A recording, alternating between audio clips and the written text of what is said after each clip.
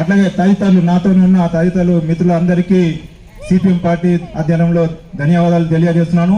ఇవాళ జైత్యాల జిల్లాలో సుమారు 3 లక్షల మంది అర్హులున్న రైతులకు రుణమాఫీ ఇవ్వాలి. కానీ ఈరోజు ఇక్కడ జైత్యాల జిల్లాలో 2,55,000 మంది రైతులు రుణమాఫీ కోసం ఎదురు చూస్తున్నారు. అయినా ఇక్కడ మన జైత్యాలో ఎక్కువ పంట సంబంధించింది ఈ మధ్య కాలంలో మామిడి చెట్లు ఎక్కువ ఇక్కడ ఉంటది. అట్లాగే ఈ మధ్య కాలంలో వరి ఎక్కువ ఉంటది. అట్లాగే మామిడి చెట్లు రైతులు బాగా మంది నష్టపోయారు.